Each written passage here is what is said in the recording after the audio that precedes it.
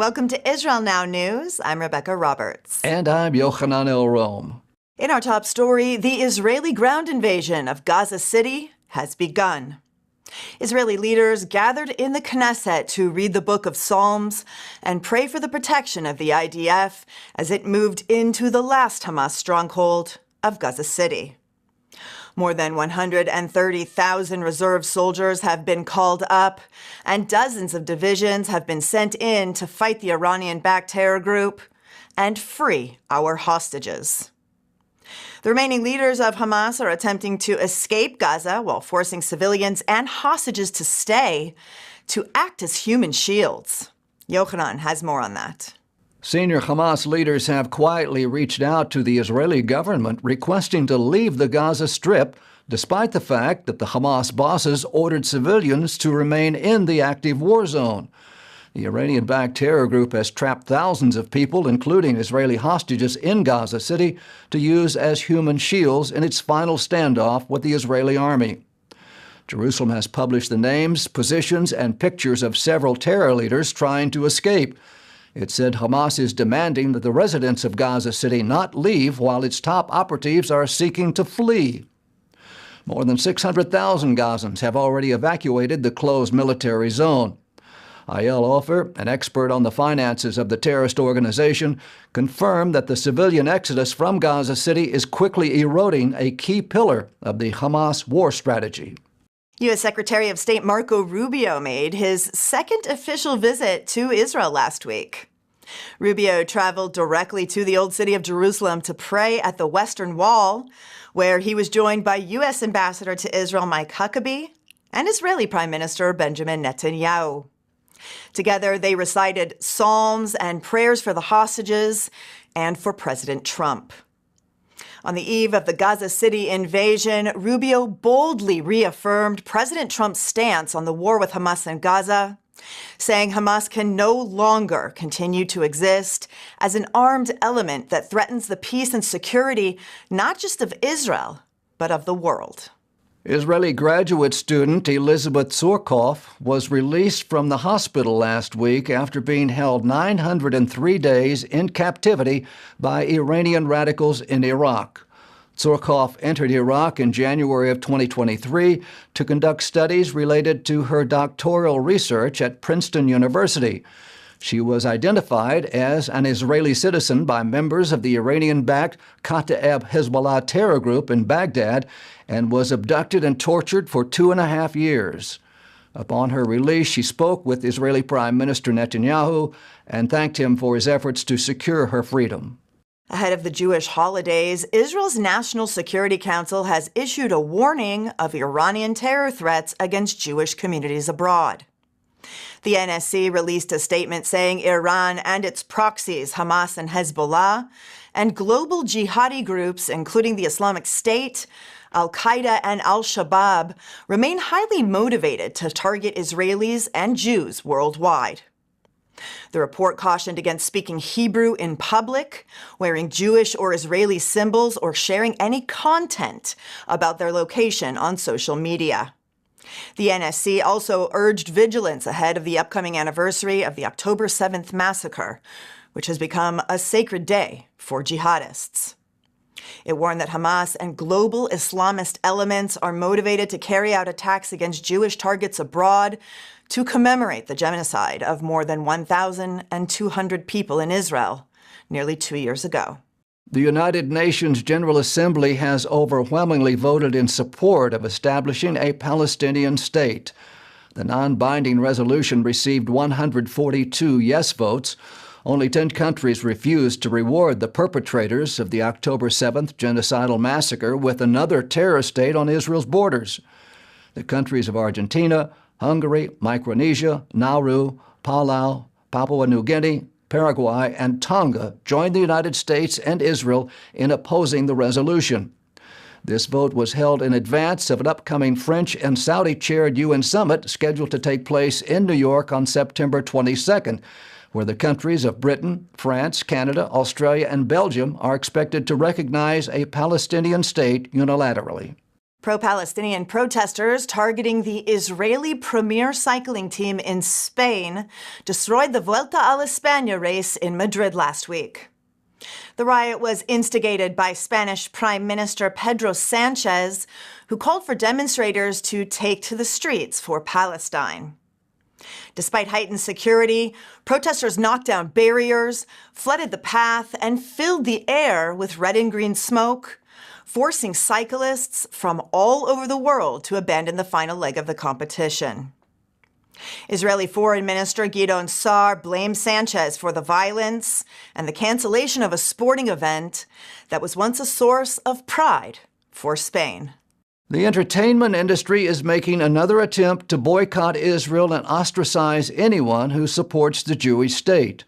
Thousands of Hollywood actors and filmmakers have vowed not to work with Israeli film institutions. The once prestigious Emmy Awards became a platform for vilifying Israel as actors falsely accused the Israeli army of committing genocide in Gaza. Meanwhile, in Europe, the organizers of the Eurovision Song Competition are pressuring Israel to either drop out or perform without the Israeli national flag. The European Broadcasting Union is set to meet in Geneva to discuss expelling Israel from the competition after 6 countries threaten to pull out of Eurovision 2026 if Israel is allowed to perform. Israelis were devastated by the news that Charlie Kirk was murdered by a sniper in Utah. Charlie visited Israel many times and spoke out for the Jewish state's right to exist.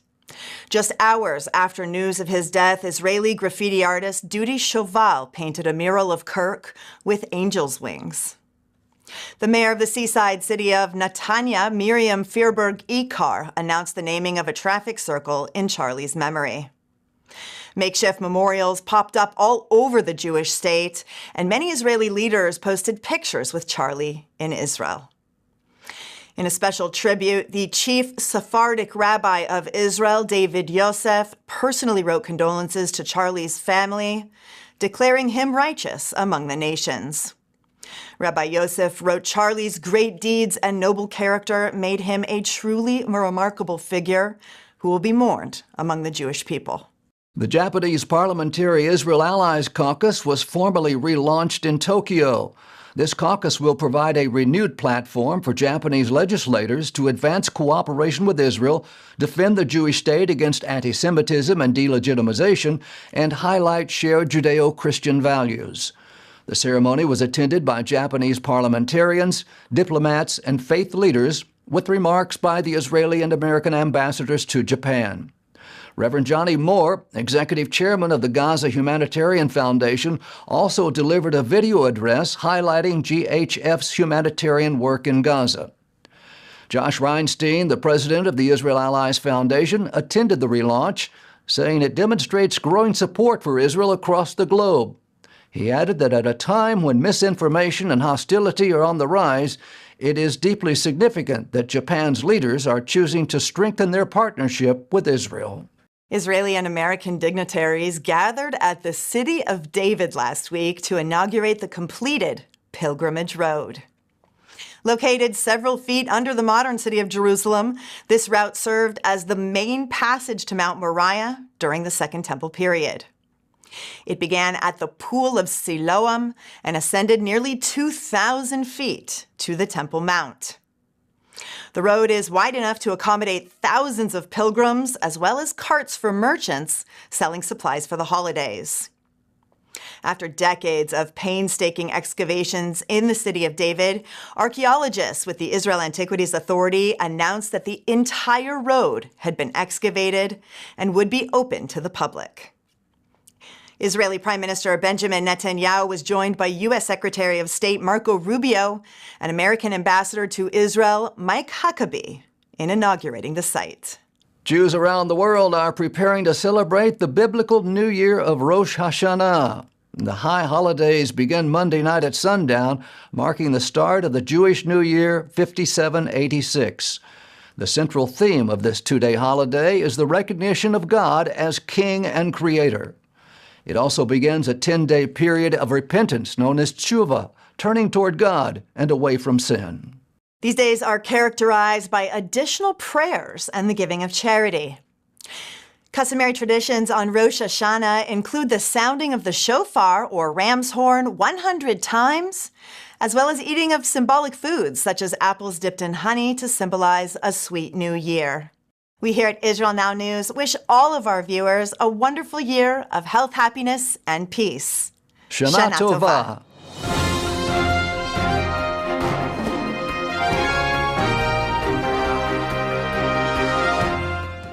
That concludes the news portion of our show. Stay tuned for Ask the Source with Josh Reinstein.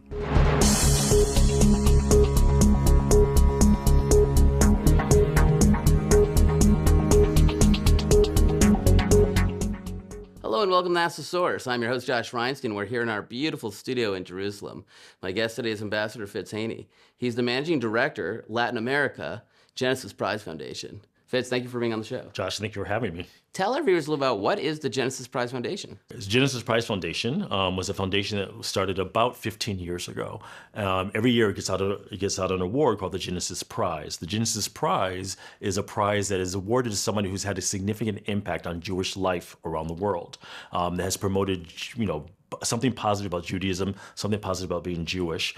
Some of the laureates in the past have been Michael Bloomberg, Robert Kraft, Barbara Streisand, Rabbi Lord Sachs, Zichron Livracha, Ruth Bader Ginsburg, the CEO of Pfizer. And this year it was President Milei from Argentina. It was the first time a non-Jew actually got the prize. Well, this prize is known as the Jewish Nobel Prize. And you just mentioned it right now. This is the first time a non-Jew actually got the prize. What was the consideration to that? So, the committee, the nomination committee, looks around the world and says, who do we really think deserves a prize this year?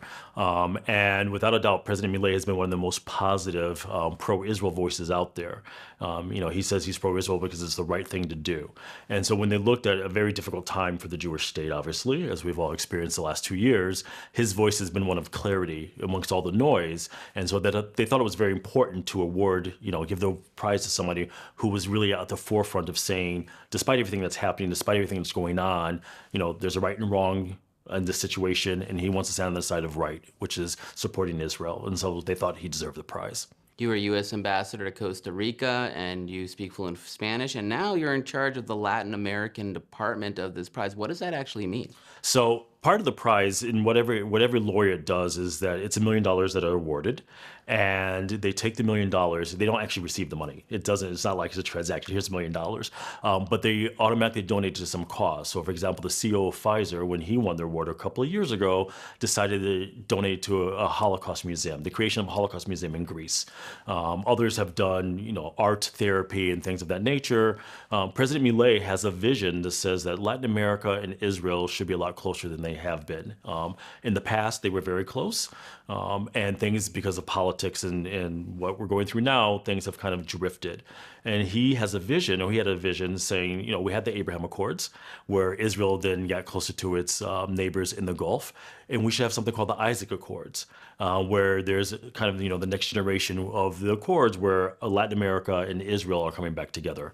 And so he donated the $1 million. The $1 million was taken to a new foundation that Genesis Prize set up called the American Friends of Isaac Accords. And so what the Latin American department within Genesis Prize does is really try to launch the American Friends of Isaac Accords. It's interesting that we see a lot of support coming out of Latin America. We saw Guatemala move their embassy to Jerusalem. We saw Honduras. Then we saw Paraguay. Now Milei is talking about moving the Argentinian embassy. Why? Why is there so much support out of Latin America specifically? Well, I think Latin America traditionally has been very positive on Israel. If you look at the first 20 countries that actually, recognized Israel's in 1948, when the modern state of Israel was created, 10 of the 20 were Latin American countries. And as you said right now, 3 of the 6 countries around the world that have embassies in Jerusalem today are Latin American countries, so 50%. And it's been very positive. There are free trade agreements with Mercosur, with Colombia, with Mexico in Israel. And so there's always been a positive, connotation. I think shared values, the Latin American democracies in Israel also have a very common friend in common, the United States. I think, Israel is one of the United States, if not the most important, one of the most important allies around the world. And most of the countries within the Western Hemisphere are also very much inclined toward the U.S. as well. So there's a lot of synergies there. I've heard that the fastest growing religion in Latin America are Bible-believing Christians who love Israel, and we're seeing that those Christians are pulling their countries and supporting Israel as well. So as the Christian populations grow in those countries, do you expect to see more pro-Israel support? I think we will. I'd like to your point. I believe about a third of Brazil now is evangelical, and in Guatemala and Honduras, it's projected that they will actually be the dominant religion in a couple of years. And so, faith-based, you know this better than I do, but faith-based beliefs are much stronger and deeper. And most of the evangelical Bible-believing Christians are very supportive of Israel. And so as those populations grow within the region, we would expect to see, a benefit for Israel from that. What are some of the other countries that you're focusing on? We talked about Argentina and Paraguay and Honduras and Guatemala. What are the up-and-coming countries that you think will support Israel? So our first kind of, I think, entree into the region, we're really thinking about Costa Rica and Panama and maybe Uruguay as well. These are countries that have shown an interest in relations with Israel. I was a U.S. ambassador to Costa Rica. When I was there, people would, yes, you're a U.S. ambassador. We understand we have great relations with the United States, and that's fantastic. But, you're also Jewish. We know that. And you also lived in Israel before. And there's a huge interest in what Israel's been able to do, which is a small country with limited natural resources, a small population, very heavily invested in education. And Costa Rica is very similar in a lot of ways. And so they would come to me and say, what's the secret sauce? How is Israel able to do what it's done and become a tech powerhouse? And what can we learn from Israel? And how can we that cross-fertilization? And so I think there are countries in the region that are very, primed to say, let's have better cooperation between Israel and ourselves because they could be mutually beneficial. Fitz, there are literally tens of millions of people watching this show. What message do you have for our viewing audience? So I'd say I think we're in a very unique period in the world. We have an opportunity to strengthen relations between Latin America and Israel. We're really excited about it. And vamos a hacer esto. We're going to do it. Thank you, Fritz, for being on the show. And thank you for tuning in to Ask the Source. I'm your host, Josh Reinstein, wishing you a happy Jewish New Year. Shana Tova. Now back to the studio.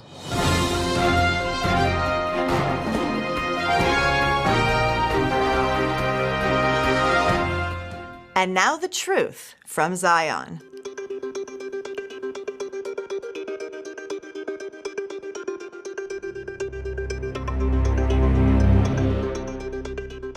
Israeli leaders have been warning for decades that Iran's growing missile arsenal was not just a regional problem built to reach Israel, but it was a global project designed to threaten the whole of Western society and deter anyone who might stand in Tehran's way. Those warnings were grounded in hard reality and relentless intelligence work. While other states poured money into modern air forces, Iran, isolated and under sanctions, chose a different path: to build a massive ballistic and cruise missile force that can strike without sending pilots into harm's way. The program's roots go back to the 1980s, when Iran bought variants of Scud rockets from Libya and North Korea during the Iran-Iraq War. From that crude baseline came families of increasingly capable missiles. The radical Shiite regime later produced the Shahab-3 and its improved Ghadar and Imad rockets as range and handling advanced. In parallel, engineers pushed development of solid fuel rockets, which are faster to prep, easier to hide, and harder to preempt, culminating in systems like Sijil and newer designs such as Khorram Shah Khaibar and Khaibar Shakan. Iran also showcased the Fatah hypersonic weapons, which boast longer range, quicker launch, and better survivability. The infrastructure behind the threat is as important as the rocket itself. Iran has spent years building tunnels and bases underground, creating what has been described as a missile city. For Israel, this threat was not theoretical.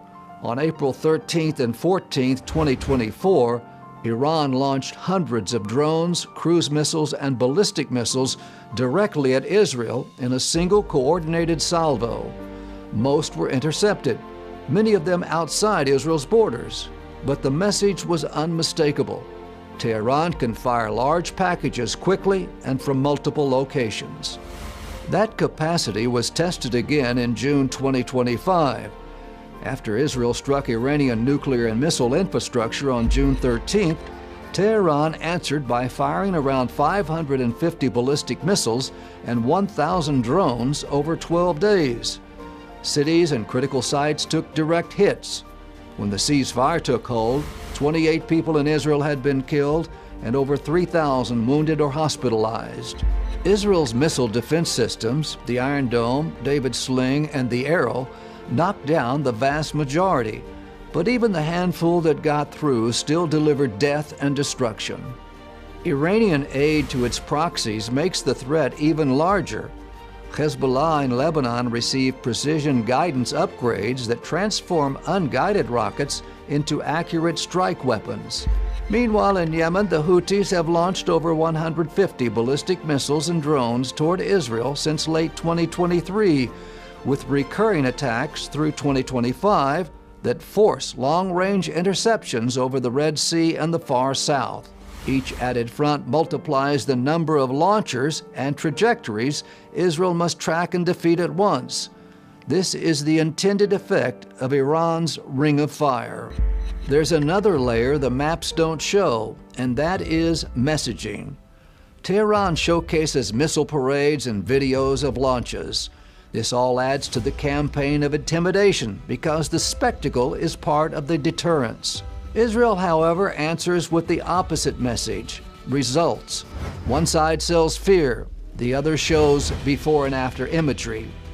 Ordinary Iranians are the first to feel the pain of war when the corrupt government hides launchers near civilian areas or buries infrastructure under communities and towns. Innocent civilians suffer when the response comes. Israel's quarrel is with the architects of a radical regime, not with the citizens who desire a normal life. Keeping the peace means moving first and moving together. Sanction the facilitators, expose the sites, upgrade Israel's defenses, and keep the public alert on the home front. Iran's missile program is not just Israel's problem. It's a regional and global danger. Iran's rulers must know that every launcher, tunnel, and assembly line invites exposure and consequence. Strength shortens wars, protects families, and creates the space where genuine peace can grow. From Jerusalem, this is the truth from Zion.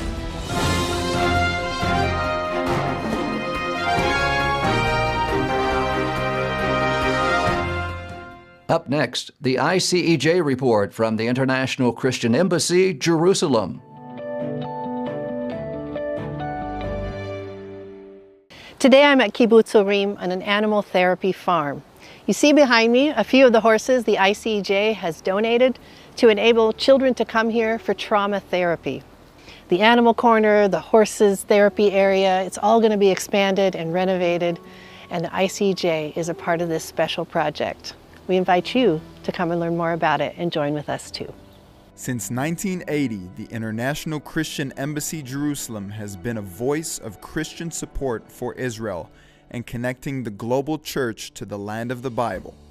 Headquartered in Jerusalem, the ICEJ has taken practical action to stand with Israel, such as helping Jews return to their ancestral homeland of Israel, caring for Holocaust survivors, providing bomb shelters for vulnerable communities, fighting anti-Semitism around the world, and inviting Christians to discover Israel for themselves. שלום, אני עודד, אני מנהל את החווה פה באורים. אני מנהל את החווה הזאת משנת 2020. התחלנו במרץ 2020, בקורונה, והקורונה הביאה איתה הרבה אתגרים, ובגלל הסגרים פתחנו, סגרנו, ובסופו של דבר המשכנו, לא עצרנו. ובעצם המטרה פה היא לתת מענה מההתחלה, לתת מענה לאוכלוסייה ולקהילה פה במועצה אזורית אשכול ובמועצה אזורית שער הנגב. ואנחנו בעצם חווה טיפולית. המענה הוא מענה טיפולי, הוא תומך, הוא לעבוד עם ילדים עם קשיים, אם זה קשיים רגשיים, קשיים מוטוריים. זה היה ההתחלה, לשם זה הקמנו את החווה. ב7 לאוקטובר התחילה פה המלחמה. אנחנו כולנו פה מהאזור של העוטף, כולנו פה מכירים את האזור טוב, גדלנו פה. אני אישית מקיבוץ כפר עזה, והמשפחה שלי מכפר עזה, אז הטראומה, אנחנו מכירים אותה טוב מאוד, ממעגלים מאוד מאוד קרובים, וגם כל הצוות מהאזור, כל אחד מיישוב אחר. ובעצם בשביעי החווה נעצרה, נסגרה. היום ההתמקדות שלנו היא בטראומה, ואנחנו עוברים הכשרות לעבוד בטראומה. אנחנו, בכלל, כל החווה עוברת שינוי. אז פינת החי בעצם זה מקום שהוא כיום מקום לא טוב, ואנחנו רוצים מאוד מאוד לפתח אותו. אנחנו מאוד רוצים לקחת אותו ולהפוך אותו למשהו שהוא היה פעם מאוד יפה.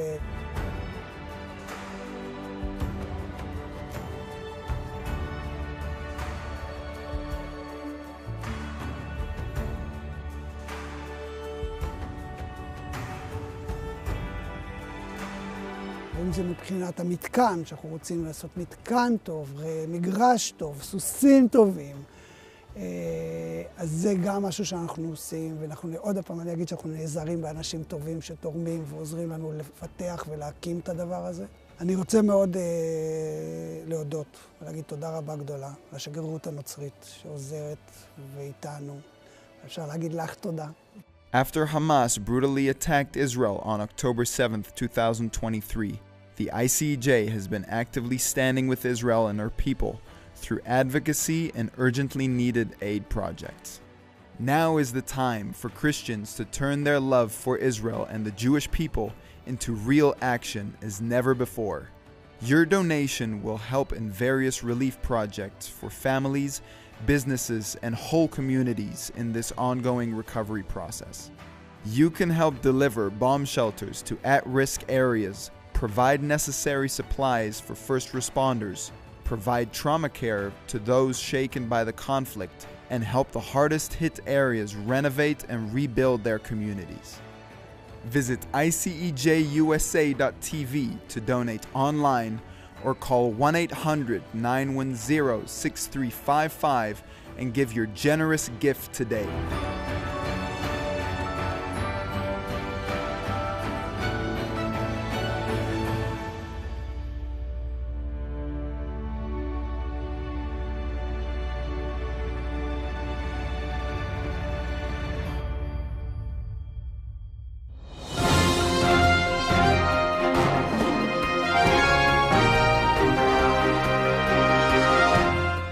That's all for this edition of Israel Now News. I'm Rebecca Roberts. And I'm Yochanan Elrom, reporting from our studio in Jerusalem. Join us again next week for all of your Israel updates.